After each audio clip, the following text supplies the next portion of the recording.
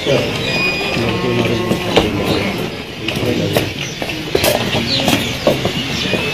हम सब यहाँ पर मौजूद हैं आज आपको ब्रीफ करने के लिए एक इंसिडेंट के बारे में जो कि 7 जनवरी 2025 को हामरे पटन में वाक़ा हुआ।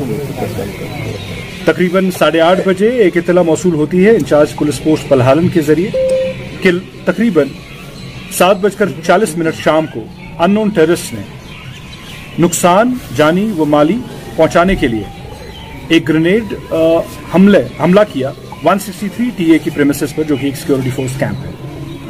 ग्रेनेड एक्सप्लोड हुआ MI रूम स्ट्रक्चर पर, जिसकी वजह से काफी नुकसान उस स्ट्रक्चर को हुआ।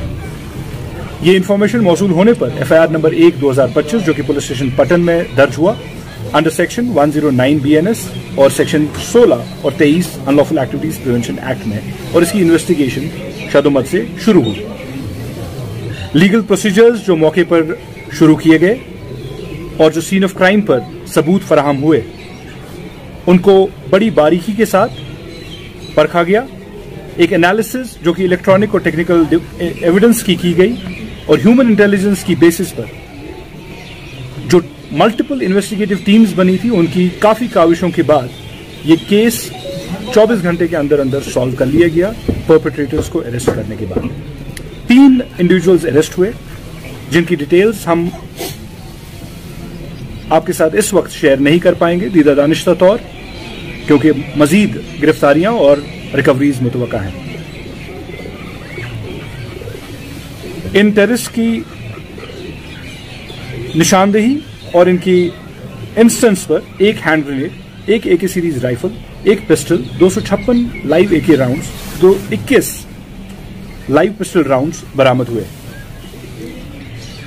एक नोट करने लायक जो हमें कुछ चीजें मिली, उनमें एक ये बात है कि एक शख्स इनमें से जो अरेस्ट हुआ है वो एक रिलीज्ड सरेंडर्ड टेररिस्ट, दूसरा शख्स जो गिरफ्तार हुआ है वो एक सरेंडर्ड रिलीज टेररिस्ट का बेटा है, और तीसरा शख्स जो कि इसका मास्टरमाइंड लगता है वो इवेड कर रहा था अपनी अरेस्ट पिछले 2 साल से एक नार्को टेरर केस में, और अपना डिस्ट्रिक्ट छोड़ करके कहीं और रह रहा था।